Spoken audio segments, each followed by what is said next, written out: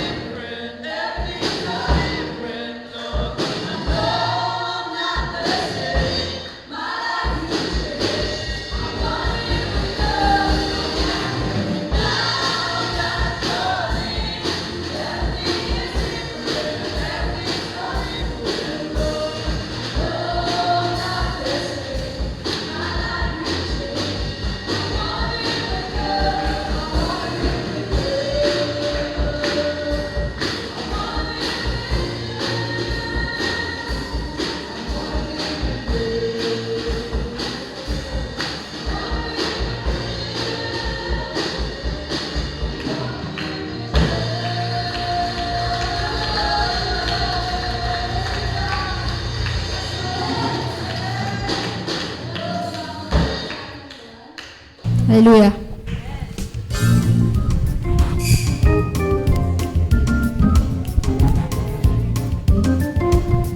Ayan, praise God. Ayan. Hallelujah. Magandang hapon po, magandang gabi sa ating lahat.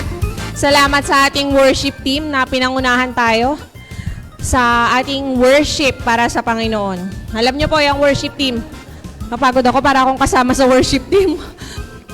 Hiningal din ako. Ayan, kasi yung mga worship team natin, salamat sa buhay nila. Ginagamit ng Panginoon para papurihan talaga ang Lord. Alam niyo, grabe yung mga practice ng mga yan, nag-e-effort talaga sila, no? Mas maaga sila. Ayun, batiin po muna natin ang ating mga katabi ng magandang gabi. Mas maganda ka pa sa gabi. Yan. Magandang gabi rin po sa ating pastor, Pastor Archie. Magandang gabi po sa mga nanonood ng online, Pastora Wen, si Pastora Babes, andyan din. Yan, si Pastora Saibel. At sa ating milyong-milyong manonood sa Facebook Live, yan. At syempre, dito sa atin na napakagaganda. Parang hindi dumaan sa init. Napakainit ng maghapon, ano po. Pero sa grasya ng Panginoon, nandito tayo, malakas. Nakakapagpuri sa Panginoon by His grace. Ayan. Akalain niyo po yun, April 22 na. Last week na ba ng April? Almost, no? Grabe, ang bilis talaga ng panahon. At dahil po dyan, tatawagin natin ang unang magpapasalamat, magbabalik ng pasasalamat sa Panginoon sa kabutihan ng Lord sa kanyang buhay. Tawagin po natin si Sister Angel Molato.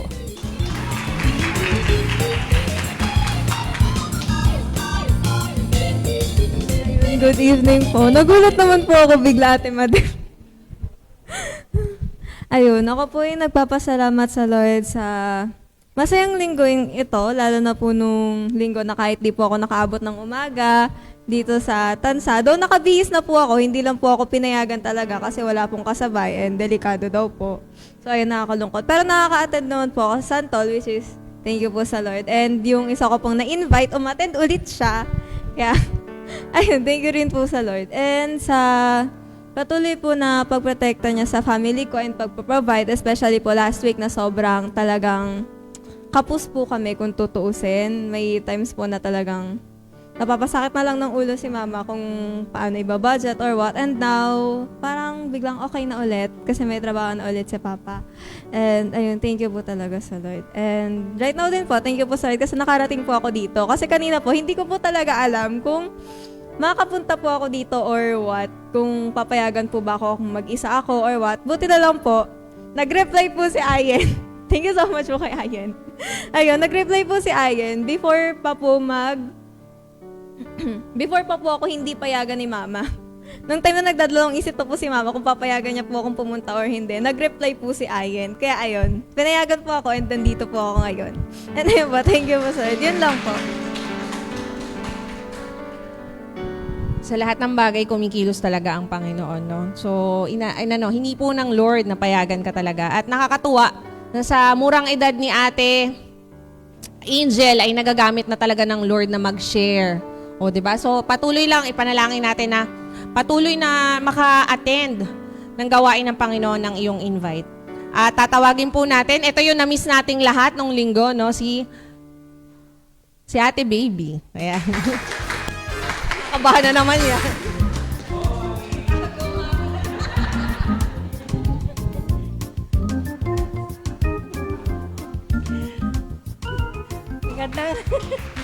Magandang nga po, magandang gabi na, no?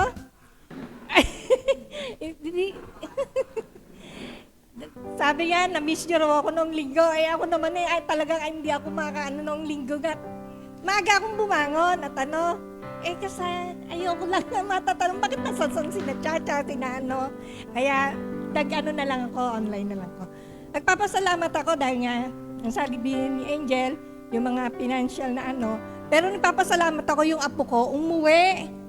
Kumbaga sa meron siyang vacation ng 2 days, 3 days, na ang ginawa niya, namasahe pa siya para makauwi dito sa amin, makasama kami.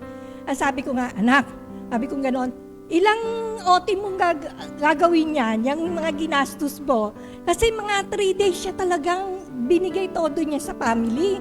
Kain dito, laboy doon. Kaya ako'y nagpapasalamat kay Lord sa munting edad ng apo ko nakakaano siya ng ipasyal niya ang family niya. Talagang inuuna niya yung mga family. Tapos sinabi niya nga, Ma, kasi gusto ko maranasan niyo talaga na na kahit ako ang unang apo niyong ng ganito, na nagkaroon ng malaking sa buhay, maranasan niyo rin yung pinalasap niyo sa amin noong araw. Kaya ako'y nagpapasalamat kay Lord kasi binigyan niya ng yung apo ko na sana igabayan niya siya palagi. Kaya thank you po, Lord. Nakatalta. Ayan, dapat surprise kay T-Baby kasi para hindi siya kabahan sa buong worship. Pag nalaman niya kasi yan ng bago mag-worship, di na makakapag Yun. So, salamat sa Lord, no? Nakasama niyo ulit ang inyong apo at nililibre pa kayo. Napakasarap siguro nun, no? At ayan po, tatawagin din natin ang may pagpapasalamat sa atin, si Ate Jamie Ridao. Hello po. Magandang gabi po sa bawat isa. Ako po yung nagpapasalamat sa Panginoon sa palagi niya pong pagsama sa family po namin. At ngayon pong bakasyon nga po, especially nung nung Holy Week po pala. Ito po, for me po, ito yung isa sa pinaka-memorable na Holy Week kasi talagang nakapag-reflect po ko doon sa yung days po kung saan napako po si Jesus sa cross. Kasi binalikan ko po yung sa Lucas, doon ko binasa isa-isa. Talagang sabi ko, Lord, salamat po kasi hindi talaga po biro yung sacrifice na ginawa ni Jesus. Lalo na minabasa pa ako yung anatomy nung talaga yung tinagusan na part ng baga niya, ng puso niya, dito sa kamay niya. Talagang napakahirap po. Tapos nakaka-bless lang din kasi po, di ba sa TikTok, makikita mo yung nag-a-arise talaga ng mga films na about Christian. Meron yung movie po na pambata, yung King of Kings, pag nakita nyo. Maganda siya para sa kids. And meron din yung The Chosen kung napapanood po natin. And yung Passion of Christ talaga na magkakaroon ng panibagong parang sequel siya. So salamat po sa Panginoon kasi talagang yung reflection mo throughout that day, kasi bago po yun, meron talaga po akong pagsubok na kinaharap po talaga personally. Yung tipo po minsan, hinahayaan talaga ng Lord po na, ayun nga po, ma-share ko lang din kasi lately po, parang sabi ko, Lord, ano po bang purpose talaga? Saan po ba talaga papalaot? Parang minsan nawawala po ko sa align. Ang hirap po. Pero ang maganda po talaga sa Panginoon, palagi niya po tayong nare-remind doon sa mga bagay na kung saan dapat po nandoon po tayo. Minsan kasi nalilimutan na natin na ginagawa po natin to para kay Jesus po, para sa ating Jesus talaga. Kaya salamat po sa Lord doon sa natapos po hanggang Easter Sunday na nakapag-reflect po tayo, nakapagpasalamat. At isa po sa pinagpapasalamat ko po sa Panginoon, yung, alam niyo po yung pag hindi po talaga tayo tumigil sa panalangin at habang naghihintay po tayo, mag-stick talaga tayo sa kalooban niya. And at the same time, talagang andun po yung, gagamitin ko na po yung word na magpakapagod, magpaka-busy sa ministry. Ang lahat po talaga ay isusupply ng Panginoon. It is beyond our imagination at hindi ko rin naman po na-imagine to. Salamat po sa Panginoon dahil hindi na po ako taga-Biwas. Ako po ay taga De Castro na po. Napag-provide po ang Lord ng tahanan para sa amin po ni Mama at sa, of course po sa aking pong husband na yung pangarap ko lang po dati po kasi yung bahay namin, yung dingding niya, yung metal na bubong, especially yung bubong, naging bato pero nakikitira po kasi kami sa tita ko. Pero salamat po sa Lord kasi nga po kanina nakapaglinis po kami na ito po pala yung feeling na lilipat ka sa panibagong chapter ng buhay mo na actually hindi pa po siya nagsisink in sa akin. Kaya parang sabi ni RJ, parang di ka masaya? Sabi ko, hindi, parang ninanamnam ko ba? Kasi parang hindi pa po talaga nagsisink in. Pero alam niyo po mga kapatid, talagang wala po akong ibang itataas kung bakit nangyari po ito, kundi ang Lord po sa lahat ng bagay. Hindi po talaga to posible sa akin kasi hindi naman din po ganun kaanuhan yung trabaho ko. Pero ang Lord po ang nagpo-provide, gumagamit po ng mga tao. At salamat po sa Lord, sa family ko po na nagsusupport talaga. Wala pong talagang matatawaran. Basta pag sumunod talaga po sa Panginoon ang lahat ng desire ng puso. Kaya po na-excite din ako ito i-share kasi gusto ko po siyang gamitin as encouragement sa iba sa mga kabataan na talagang humihiling na, Lord, gusto ko ng ganito, ganyan para sa family ko. Alam, answer lang talaga is gamitin natin yung time natin sa Panginoon. Ibibigay niya yan in perfect time. And thank you po, Ate Cha. Sa pag-ayos ng bell po. Salamat po. Sa Diyos po ang pinakamataas na papuri po. Salamat po. Ayan, ang daming in-advertise ni Ate Jamie. Ministry, talagang mag-ano tayo dyan. Sa Lord talaga ang pagpapagala, siya ang magsusupply. At sa mga things you need, ano yan? Video? Hindi. Ayan. No? So, pwede na daw mag-ano dyan ng couples. No? Visitation, no? No, maluwag. Oo, visitation agad ng couples. Ayan. So, ako din po ay nagpapasalamat sa Panginoon. Kasi, last week, dahil nga sarado yung mga mall, yung mga crew namin ay may company outing. Actually, ilang beses na namin tong pinlano. Pero for some reason, nahihirapan kaming yung mag-Bible cell. As in, lagi po talaga, last year pinlano na namin to na malikom sila, makapag-share talaga ng word. Pero parang laging kapos sa oras. Pero kahit papaano, nakakapag-share kami sa mga ganyan. Pero last Holy Week nga, nung Friday ba yun? Actually, medyo may kwento to kasi grabe kumilos ang Panginoon. Kasi alam niyo po yun, talagang dahil hindi ko siya naipapasok doon sa mga company outing namin before, naggawa na ako ng timeline. Ganitong oras, ganito, dapat ganitong oras, makapag-Bible cell na tayo, ganyan-ganyan. Tapos pagdating doon, hindi namin malikom yung tao. For some reason, nawala kami sa oras. Tapos nadi-disappoint na ako talaga na sabi ko, ano ba yan? Parang ano to mangyayari na naman? Previous Bible sale. Previous company outing na hindi ka nakapag-Bible sale. Ganyan, ganyan. Pero alam nyo, mga kapatid, kahit pala ikaw planadong-planado ka, pero habang nadi-disappoint ako noon, nagpe-pray ako, nag-intercede talaga ako na, Lord, gusto ko talagang makapag-share. Gusto ko talaga silang ma-sharean. Kasi I believe na binigay sila sa amin ng Panginoon para ma-sharean. Ayokong matapos lang ng employee-employer, ganyan. Tapos yon nakakatuwa lang kasi binigyan niya kami ng Panginoon ng wisdom, ng mas maganda na plano na one-on-one namin yung mga crew. Tapos, nakapag-games, maganda yung lahat ng nangyari. And then, kinabukasan po mga kapatid, nakapag-share kami ng word ng God. Nakapag-Bible cell po kami. All glory to God, yung disappointed ka na, pero iba pag ang Lord ang kumilos. At yung Bible cell na yun, parang na-prepare sila the night before, na talagang open silang nag-share ng kanilang mga experiences. So, hopefully, praying po na maging daan po yun para magtuloy-tuloy. Makapag-Bible cell po kami through online kasi layo-layo din yung mga crew namin. Na sana magdire-diretso po talaga. And by far, yun po talaga yung pinaka-best company outing namin dahil yun yung nakapag-share kami ng salita ng Panginoon. At ayan po, salamat sa Panginoon at lahat ng papuri ay para sa Kanya lamang. At dadako po tayo sa susunod na gawain. Pangunahan po tayo ng exhortation ni Brother Arnie.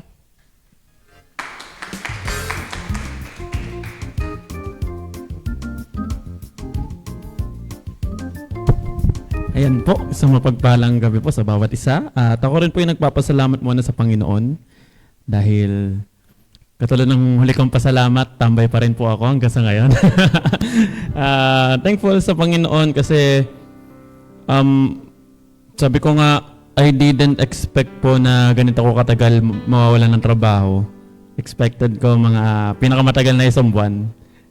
Pero habang lumipas yung, sabi ko, magto 2 months na akong walang trabaho by 28. Sabi ko nga, feel ko may mga certain circumstances na pinahintulutan ng Panginoon bakit wala akong work hanggang ngayon. Sabi ko kung ibabaktra ko yung mga naging gawain, mga pangangailangan, ay mga ganap sa buhay. Sabi ko nga, may mga instances na naisip ko, kaya pala wala pa akong work. May mga ganun, parang iniisip. And thankful ako sa Panginoon kasi sabi ko nga, hindi ako nagmamadali. Pero sa back of my mind, kailangan ko na magtrabaho. Kailangan ko na magtrabaho. Kasi may mga bayarin pa po na sa akin nakatoka pa rin naman po. And ngayon, ongoing naman po, no? Thankful sa Panginoon kasi this week ay thankful dahil yung mga linggo na tahimik lang, talagang wala talagang lagi akong na-pressure ako sa mga nangangamusta sa akin. May work ka na ba? Wala pa ba natawag sa'yo? Nakaka-pressure po siya, pero sabi ko nga, hindi ko kailangan magpa-pressure. Sabi ko nga, magkakatrabaho naman ako. Hintayin lang kayo. Magugulat na lang po kayo. Ang next ko ng pasalamat dito, may work na ako. And ayun, thankful ako sa Panginoon dahil, ayun nga, pagpasalamat ko na rin po, no? Though, di pa naman natatanggap, pero may mga, this week, actually po, hindi naman sa marami, may mga nag-reach out na naman po for interview. And thankful ako, sabi ko, ano man po yung mga, mangyari. Sabi ko nga, hindi po talaga ako pang probinsya eh. Kasi yung mga nagre-reach out sa akin, puro Manila, Makati, Pasay, yan po yung mga nagre-reach out sa akin. Kaya sabi ko nga, ang prayer ko po, Lord, magtatry ako dito sa Cavite lang, hanggat ka maaari. Binibigay sa akin ni Lord, eto, Manila o Makati. Sabi ko, kahit ipagpilita ko mag-Cavite ako, kung eto na nga, binibigyan ako ni Lord, why not? Sabi ko nga, basta as long as hindi po maapektuhan yung ministry ko, lalo na po, especially sabi ko nga, yung weekends ko is para sa Lord. Isang bagay na pinangahawakan ko rin po talaga hanggat kaya, ay may bigay ko talaga sa Panginoon. And ayun, sa Diyos pa rin papuri dahil yung provision naman po, malusog pa rin naman po ako na kung titingnan niyo, hindi naman po ako nagugusto. malusog pa rin po, hindi halatang walang trabaho. Pero, ayun, salamat sa Diyos dahil patuloy yung pagpapala po sa aming family. Hindi lang naman po sa physical, pagko sa spiritual din po namin. At tayo po dadako na po sa ating pagbibigay. Nais ko lang po basahin sa aklat ng Deuteronomy, chapter 16, verse 17. Sabi po dito, all must give as they are able, according to the blessings given to them by the Lord your God. So, sa buhay po natin, sa ibang translation po, sabi po dito, a proportion of what God has blessed you. Kumbaga, sabi nga ang Panginoon, hindi naman po hinihingi lahat-lahat na binibigay niya sa atin. Just a proportion. Pero siyempre, bilang love offering natin, we can give more. Kasi sabi nga, ang giving ay isang sacrifice. Na sabi nga, hanggat hindi tayo nasasaktan sa pagbibigay, medyo, kumbaga parang hindi pa natin talaga nararanasan yung tunay na pagbibigay. Na kahit walang-wala na tayo, or Lord, eto na lang meron ako ibibigay ko pa ba? Hanggat hindi po natin, kung hindi pa po natin naranasan yon, sabi, ika nga nila, hindi pa tayo nakakaranas ng tunay na pagbibigay sa Panginoon. Kasi ang Panginoon, binigay niya lahat para sa atin. Walang alinlangan. Tayo, ang hinihingi lang po sa atin ng Panginoon is proportion lang. Sabi nga, yung tithes natin, ilang percent lang?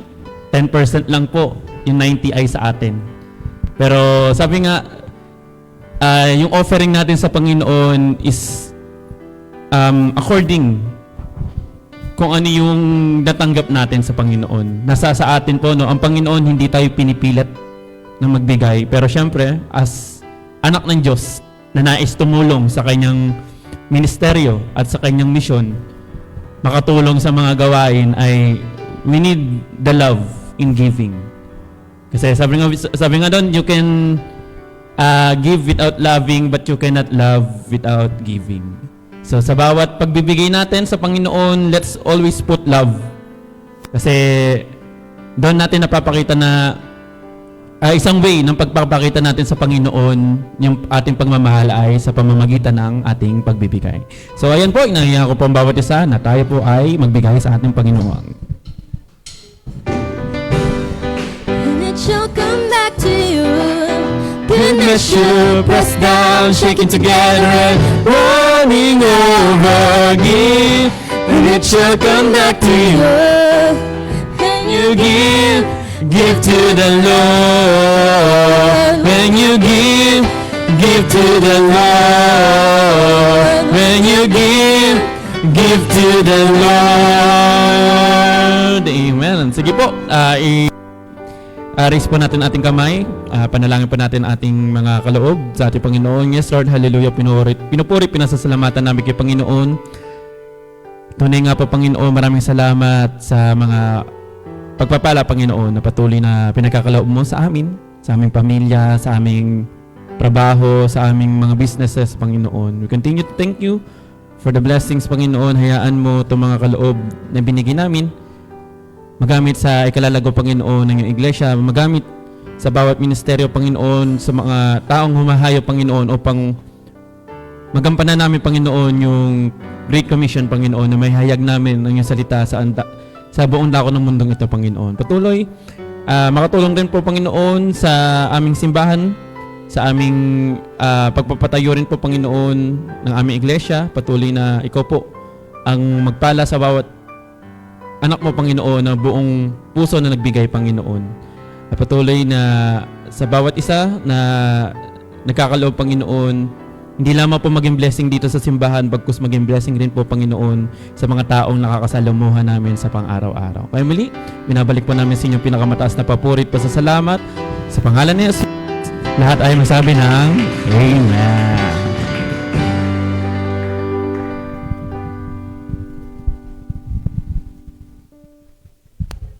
Ayan, maraming salamat, Kuya Arnie, sa pangunguna ng ating pagbibigay.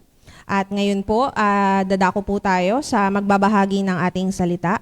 Sa salita ng Panginoon, tayo po ba ay ready na? Ayan. Mag-focus sa ibabahaging salita ng Panginoon na ibabahagi ng ating kapatid na si Sister Weng Shalana.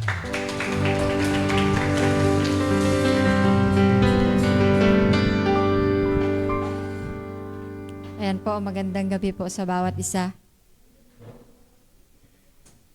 Ayun po, nagpapasalamat din po ako kay Lord sa kabutihan niya, sa good health po na patuloy niya pong pinagkaloob sa pamilya namin. So, ayun, wala pong, nagkakasakit, wala pong emergency po. So, yun po yung pinagpapasalamat ko dahil napakahirap po talaga ng pakiramdam na yun. And then, ayun po, sa grasya na lang po talaga ni Lord, bakit po ako nakakatayo dito? Sobrang stressful po ang trabaho po talaga. Grabe yung ang hirap pong dalhin.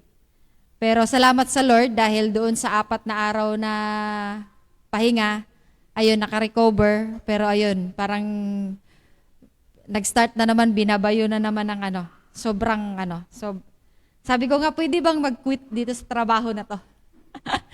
Pero ayun din, kung syempre hindi ka naman bibigyan ni Lord talaga ng yung burden po na hindi mo po kakayanin. So, ayun po, yung ibabahagi ko po sa inyo, kumbaga, saglit lang po tayo. Ay, dapat pala saglit lang po talaga. Magsi-7 na pala. So, kasi sabihin ko sana kanina, kung 6:30 tayo nag-start, dapat hanggang 7 lang po tayo. O wala pang 7. So, ayun po. So, kung titingnan po natin yung nasa slides, why grace work?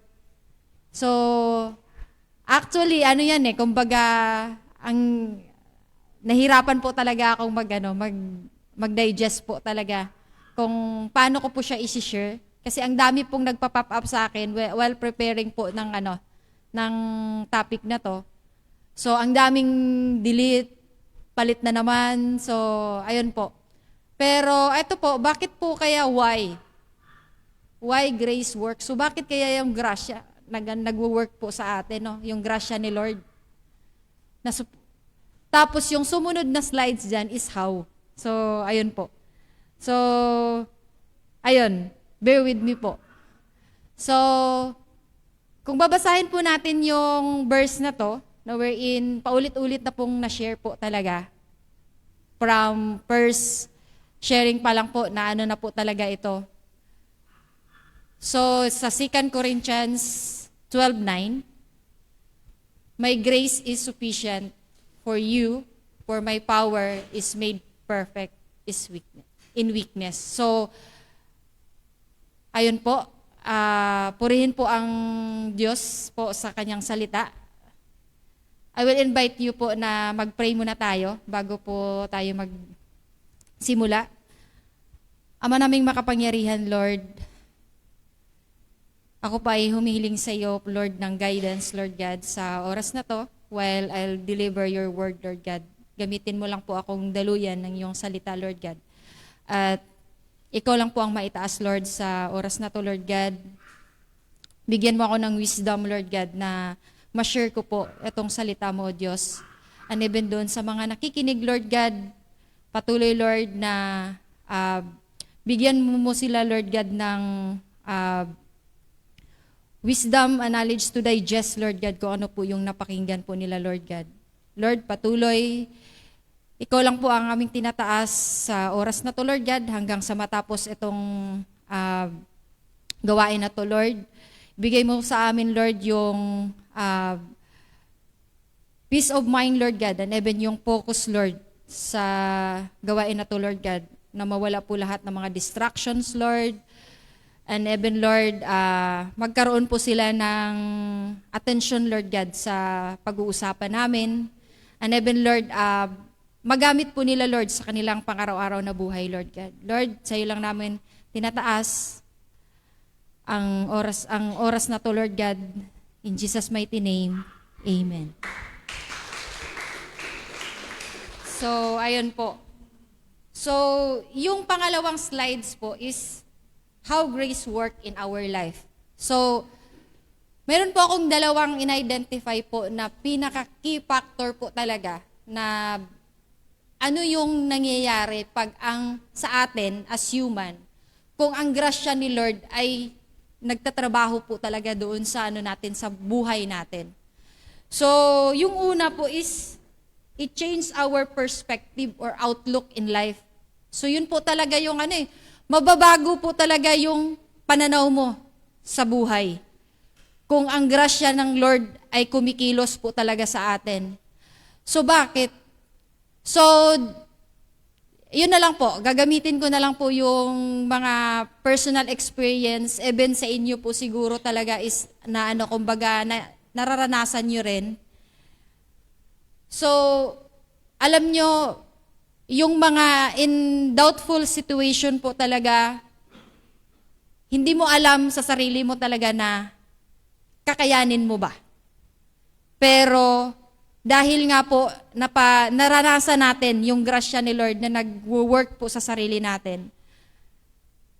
Doon po, sa experience na yon, doon sa mga difficult situation na yon na nalagpasan po natin, yun po yung magiging guide sa atin or yun po yung makapag-change ng perspective po talaga natin in the future. Bakit? Dahil doon po is, kumbaga, masasabi natin, yun nga yung naranasan ko nung nakaraan. Sobra-sobra pa nito. Mas mahirap pa nito. Pero, nalagpasan ko. So, with using our personal experience or previous experience, mababago po talaga yung pananaw mo doon sa buhay mo. Bakit? Dahil nga po, kumbaga, inahon ka ni Lord doon sa, hindi mo na alam na kung kaya mo pa talagang pagtagumpayan or kaya mo pang malusutan yung problema na yon. Kaya yun po talaga yung pinaka-key factor na yung aanihin mo, when grace is working with you, at saka, wala po, yun na lang talaga yung yung, alam nyo yung last defense po talaga natin. Because, tayo po is, napaka-limited po natin. Pag tayo po, sa atin lang pong kakayanan, we cannot do.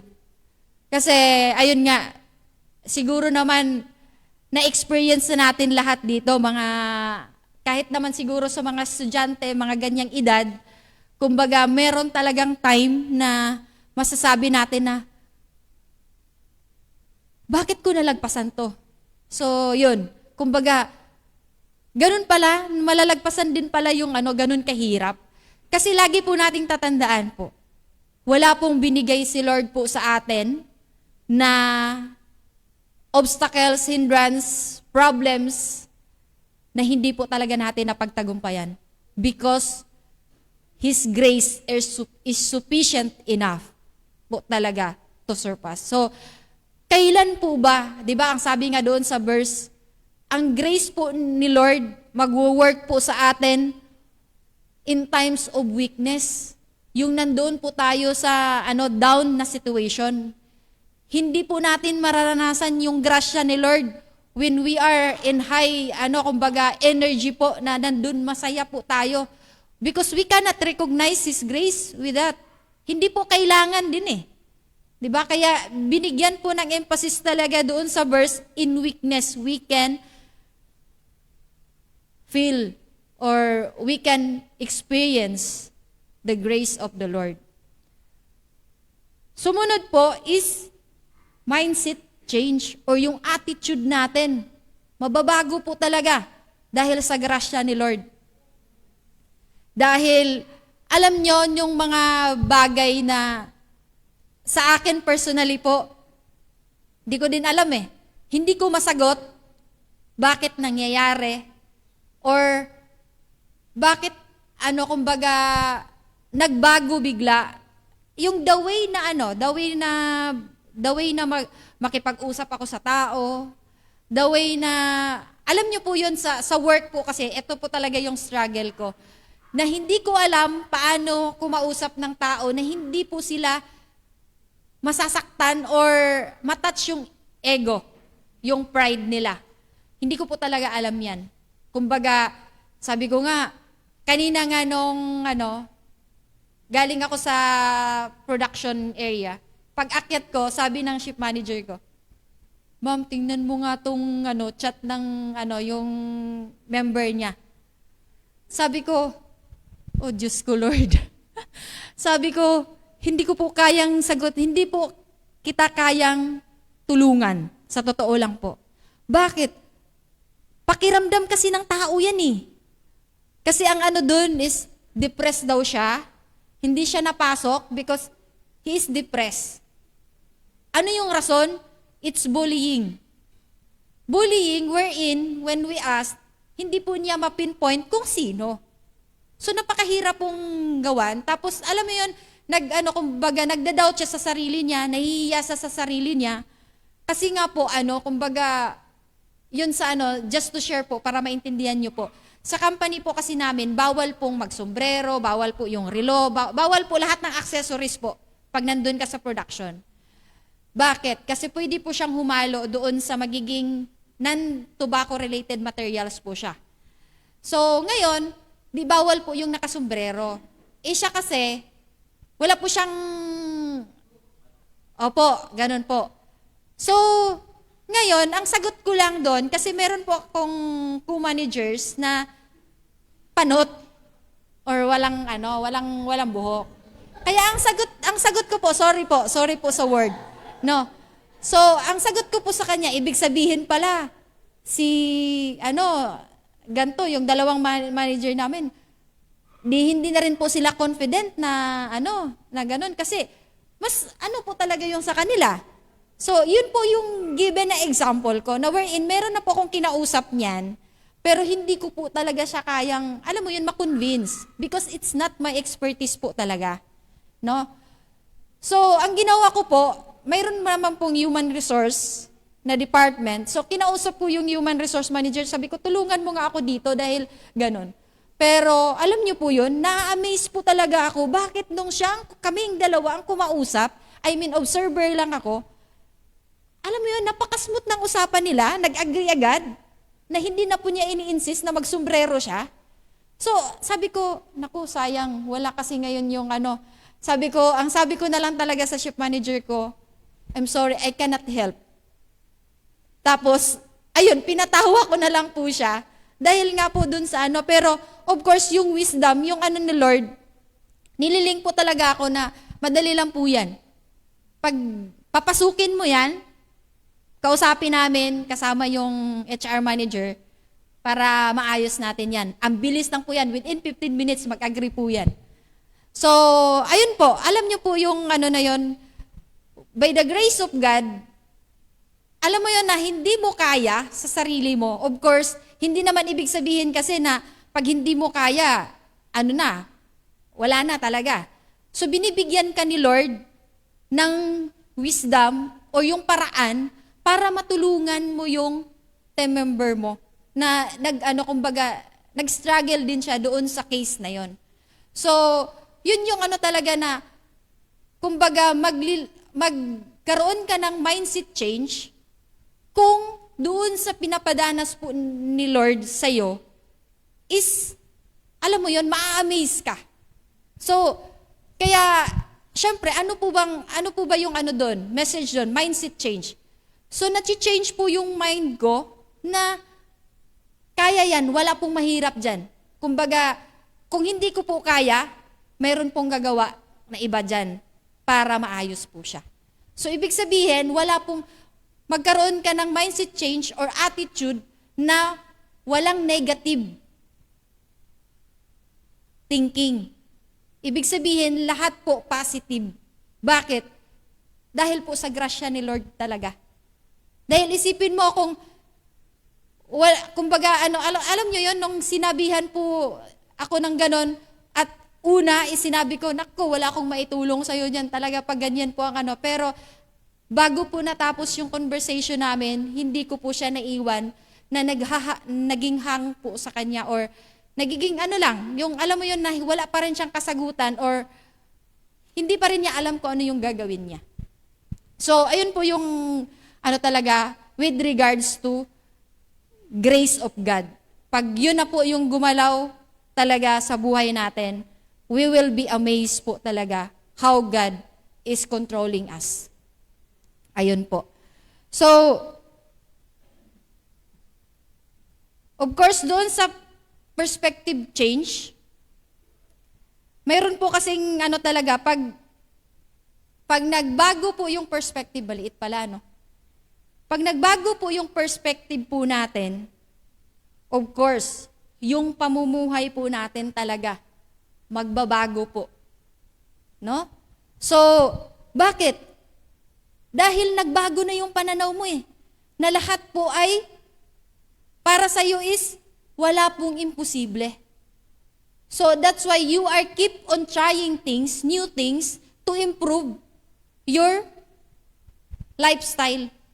Hindi ka po nagiging stagnant or nagiging kampante or nagiging, wala, ganito na po yung buhay ko eh. Hindi na po mag-i-improve to. Kumbaga, ganito na pa talaga ako. Kumbaga, hanggang dito na lang kami. Hindi na kami mag-i-improve or hindi na kami aasenso or ano man yung term na yon.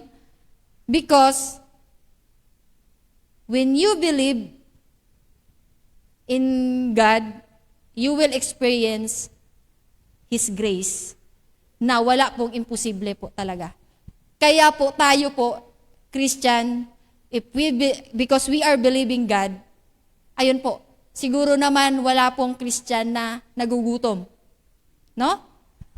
Wala po akong nabalitaan na Christian na nagugutom because we believe God is our provider. No? So, of course, yung next bullet points dyan is, yung grace po talaga is, natitrain po tayo to become righteous with integrity and uprightness. So, ibig sabihin, alam niyo po yun, napakahalaga po talaga na mapangalagaan po natin yung integridad natin bilang Christian. Dahil tayo po ay nilolook after po talaga ng iba. Kasi like for example po sa akin noon na hindi pa po ako Christian, alam niyo yon yung kumbaga malalaman ko na mayroon talagang ma-distinguish mo po talaga yung Christian at saka hindi po. The way they act. No? Kasi bakit naman ako kumbaga syempre hindi naman ako nagganon ka, alam mo yun, ka-observer ka-observant, pero by action po talaga, madidistinguish mo yung Christian kahit hindi po sasabihin. No? Dahil, ayun po, in terms of, kumbaga, di ba po, pag may event, ay sino mag-pray? Wala pong pag Christian po, wala pong problema po. Hindi mo na kailangan yung voluntold na, oy, magpray ka. Ang nun, mag-volunteer na po, sige, ako na lang. So, doon pa lang, maano mo na talaga. At saka, ayun din po, kumbaga, sa akin man, ngayon, parang, syempre, as a leader, when I am invited, let's say, to host or to magbigay ng mga opening remarks, yung encouragement, message, mga ganon. Alam niyo po, sa grasya na lang po talaga ni Lord, nasisingit ko po talaga na ipag-pray po sila. So sabi ko, ano ba yan ang word? Tapos, alam niyo yun yung di ko alam kung paano ko nasisingit. Kasi, di ba, syempre, magbibigay ka ng message, opening remarks, mga ganon. Tapos magulat ka na lang, bakit ba nasingit ko yung prayer? Di ba? Then with that, they will recognize po na I am a Christian. Dahil nga po, hindi po talaga magagawa yon ng iba. And isa pa rin po na na identification po nila to identify that you are Christian because you are not doing sign of the cross. So yun po yung doon. Tapos yung alam niyo yun, pag nagpipray is wala pong minimemorize. Yung walang structure. Merong structure, of course. 'Di ba? Meron naman talagang prayer structure. Pero alam niyo yon, yung hindi minimemorize, hindi katulad ng iba na, ayun na, Our Father na lang yung doon. Ay, napaka-personal na prayer. So like for example na lang, mayroong birthday celebration ng whole January, February, blah, blah, blah. So alam mo yun, napaka-personal po yung prayer. So they are recognizing talaga, when you are a Christian, yung prayer na po talaga is very personal. So, ayun po, kumbaga, dun pa lang, syempre at the end of the program, somebody will approach you. Ma'am, Christian ka ba? Tapos, ayun na, kumbaga, sabi niya, meron po talagang na nagpapasalamat dahil, ayun nga po, kahit sa ganung paraan, we are reminding them. Kasi ang nakakaano din po doon, sa magpipray, hindi lang po prayer Makakapag-share ka pa ng verse na wherein, out of the blue, hindi mo alam, bakit mo nasa ulo yung, yung verse na yon. Sabi ko, tama ba yung verse na na sinabi ko? Pero alam niyo yun. Sa grasya na lang po talaga ni Lord na wherein, wala po akong, kung sasabihin ko po ngayon, yung nasa ulo ko po na verse, kukunti lang po. Pero why that time, bakit po ako nakapag-share ng verse na wherein, parang sabi nila, nahimasmasan ako doon sa sinabi mo, Mama. Parang nga yun Kaya ayun po, sabi ko, doon sa mga naririnig mo din, it will change po talaga doon sa perspective po. Hindi lang ikaw, kundi yung perspective din po ng audience o yung nakapaligid sa iyo. So of course, yung integrity mo, tsaka, di ba, uprightness. So, doon, parang nabibuild po talaga kung paano ka mamuhay by sharing simple message talaga or isang Bible verse lang po. Next is, grace enable us to overcome temptation, overcome difficult circumstances. So, yun naman talagang kumbaga, di ba po, lagi po nating linya, sa grasya na lang po talaga ni Lord, nalalagpasan ko yon. Of course, temptation po talaga is, nandyan po yan lagi. Kasi di ba, yung kaaway po is lagi po yang nandyan sa atin. Hindi po tayo tinatantanan yan. Pero paano ba natin napapagtagumpayan yung temptation? By the grace of God. Kasi kahit pinagpipray po natin yan, kung hindi po kikilos yung grasya ni Lord, wala nandun. Kaya, di ba po, mayroon pa ring temptation. Mayroon pa ring nagkakasala. Nagkakasala pa rin tayo. Dahil, ano po ba yun? Because we are human. We are still human po.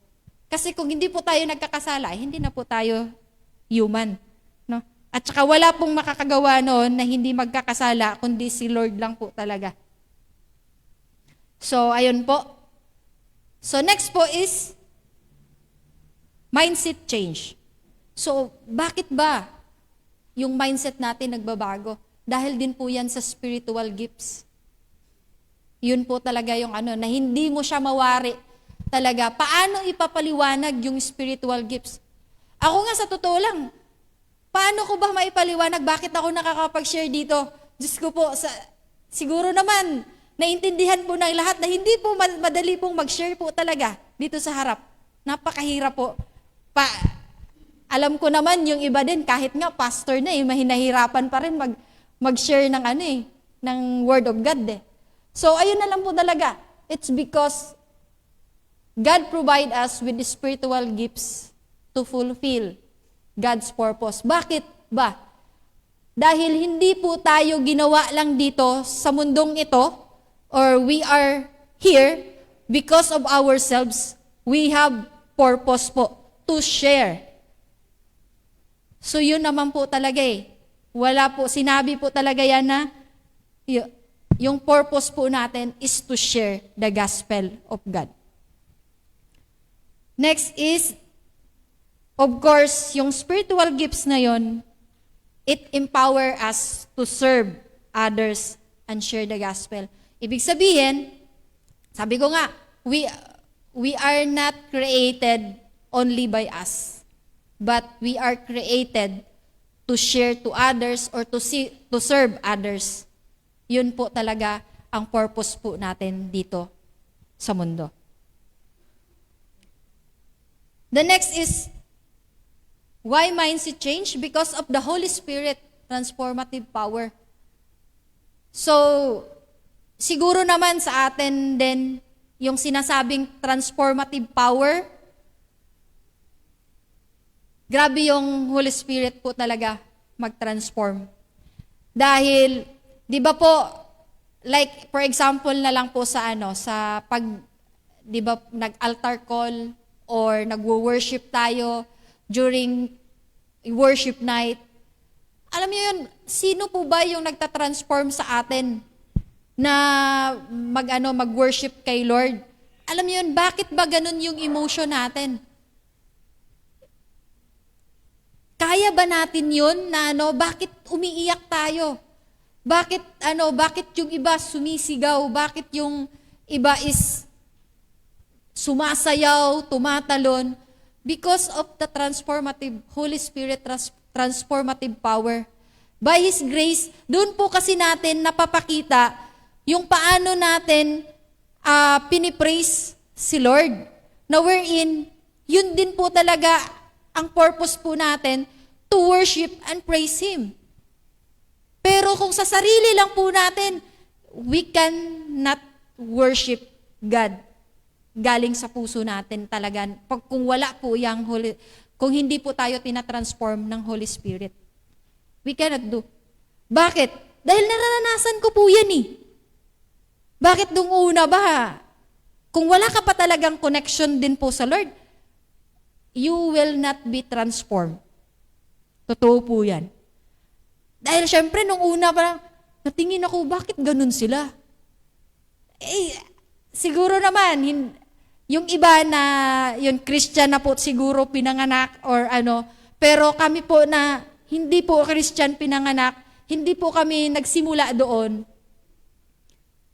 Nararanasan niyo po yan na nakapanood lang doon sa mga mga katabi nyo, sa harapan nyo, or kumbaga, nag-o-observe doon sa mga naririnig nyo at first. Kasi nga, hindi pa tayo tinatransform. Because, bakit po ba? Because we don't have connection pa po. Wala pa pong connection tayo kay Lord. Yun po talaga yung definition ko po doon. Bakit po? At saka, di ba po, pag nagpipray tayo, sabi nga nung nag-struggle pa ako, hindi pa ako Christian, sabihin ng mga kaibigan ko, mag-pray ka kasi. Nagpipray naman ako Pero bakit ba? Because, ayun nga, wala kang connection kay Lord eh. At saka, inaano ka pa ni Lord, kumbaga, alam mo yun, parang ini-stretch ka pa ni Lord. Sige, ano pa? Para magtiwala ka sa akin. Yun naman talaga ang purpose dun eh. Pero, magugulat ka, bakit pag pinagpipray ako ng may connection kay Lord, bakit ganun ang nararanasan ko? So, yun po yung nagtulak talaga sa akin na magtiwala kay Lord because I feel the presence po talaga or I feel na, alam mo yun, yung napaka-powerful po talaga ng prayer when the one who is praying has connection po kay Lord. Yun po talaga. Ang grabe yung epekto ng prayer po as in, ma-amaze ka. Bakit nakatulog ako? So alam mo yun na parang ilang gabi mo nang binubuno, pinagpapawisan ka na dahil gusto mo nang matulog, hindi ka pa rin makakatulog. Pagod ka na. Alam mo yun, parang ang katawan mo is wala nang lakas, but still, you can't sleep. Pero ayun, by the power po talaga doon sa prayer na meron tayo, is yun lang po talaga yung nakakapagbigay sa atin ng, tawag nun, makapag-transform po talaga sa buhay po natin. So, of course, Spirit renew our minds and heart, helping us to live life pleasing to God. So, yun. Kasi nga, na-transform na tayo, so lahat po ng gagawin natin, it's very pleasing to God dahil yung Holy Spirit na po yung nagda-drive po sa sarili po natin. So, of course, may 4 ways po na grace works in our mind and heart. Of course, yung una is produce holiness. So, 'di ba, pag nag-work po yung grace po sa atin, syempre yung mga nagagawa po natin is kaaya-aya doon sa kay Lord. And of course, may encourage din po na yung sacrifice. Kasi nga, we believe that by doing some sacrifice, such sacrifice, mayroon po tayong maaani out of those. Then, syempre, magsiserve ka din talaga. It compels service. Kasi nga, naiintindihan mo sa sarili mo na lahat po tayo ay ginawa dito is to serve Him. And by the grace of God, lahat po ng gagawin natin is kaya po nating gawin. Or lahat po ng pinapagawa sa atin is kaya po nating gawin because of the grace of God. Then, enable us or enable endurance.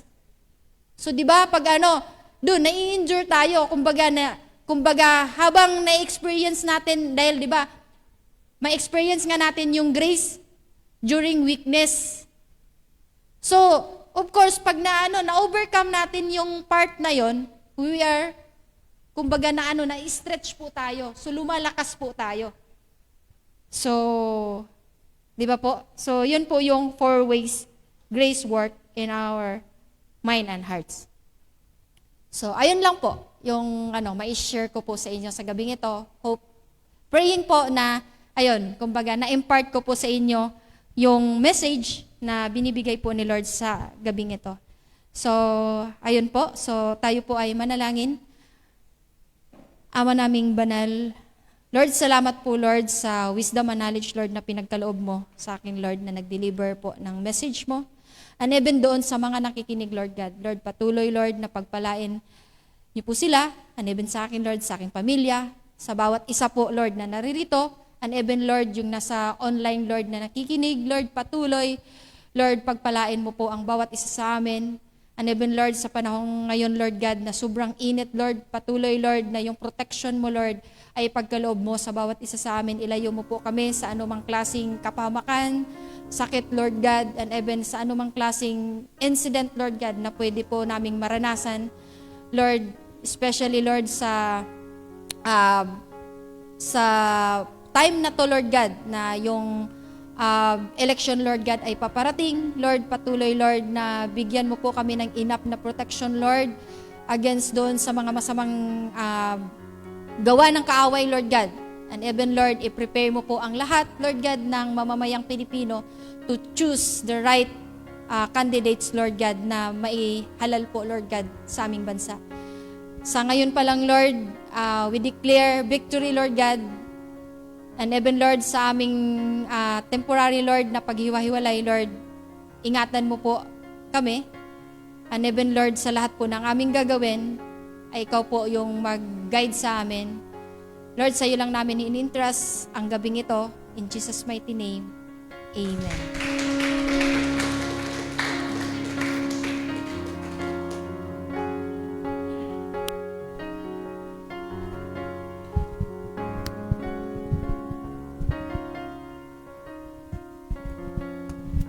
Maraming salamat sa buhay ng ating kapatid na si Sister Weng sa pagbabahagi ng salita ng Lord. Grabe ang grace, no?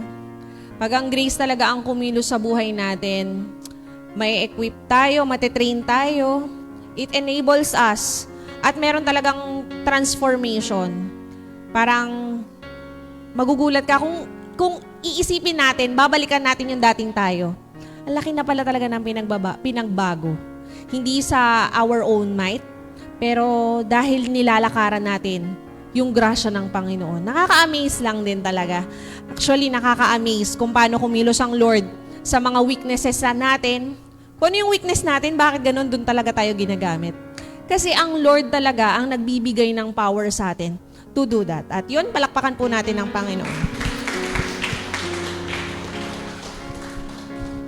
Meron lang po tayong mga announcement. Ayan, Bible Forum tomorrow. Open po ito sa lahat ng interested na mag-attend. Mag-message lang po kay Ate Au. Actually, magaganda po yung topic sa Bible Forum. Iniimbitahan po namin kayong lahat. Maganda po ito, itong mga tinatalakay dito.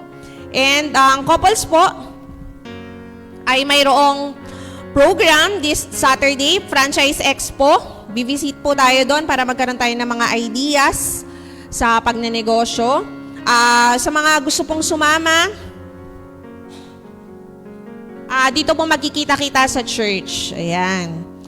Maging ano lang po tayo dun sa ating group chat. And sa Sunday, may church outing po and water baptism after service. 1 p.m. po ang check-in sa Casa Liliana. Private pool resort po ito. May registration fee lang po na 300. Ayan, mag-support po tayo sa mga magpapa-baptize and maganda rin po tong kumbaga makapag-bonding sa bawat isa. And yun, masarap pong mag-support ng baptism. Hindi ko yung makakalimutan kung sino yung mga nag-support sa amin ng mga panahon na yun. So yun, tayo po ay tumayo at hindi po natin palakpakan ng Panginoon. Tayo po ay manalangin. Panginoong Diyos, pinupuri ka namin, dinadakila, O Lord God. Maraming salamat, Lord, sa grasya mo. Sa grasya, Lord, na binibigay mo sa amin, Panginoon, na nilalakaran namin sa araw-araw. Wala kami dito, Lord, kundi dahil sa grasya at pagmamahal mo. Salamat, Lord, sa mga pagkakataon na kami nakakalimot, nagkukulang. Still, your grace is sufficient for us. Na patuloy mo kaming inaabot, pinapaalalahanan, O Lord God. Salamat, Lord, na sa pagmamahal na binibigay mo sa aming lahat, Panginoon. Ni-entrust po namin sa iyo ang aming mga buhay, O Lord, ang aming mga pamilya, ang lahat-lahat.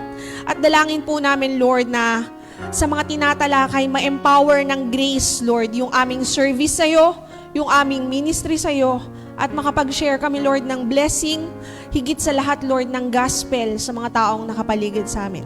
Mga kapatid, taas po natin ang ating mga kamay.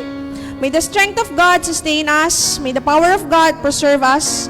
May the hands of God protect us. May the way of God direct us. May the love of God go with us this night and forevermore. At ang lahat po ay magsabi ng Amen! Magandang gabi po, mga kapatid!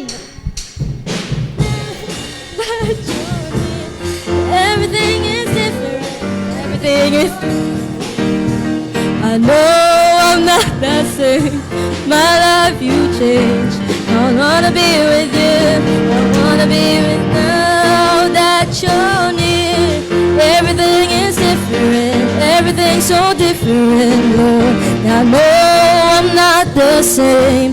My life you changed. I wanna be with you. I wanna be with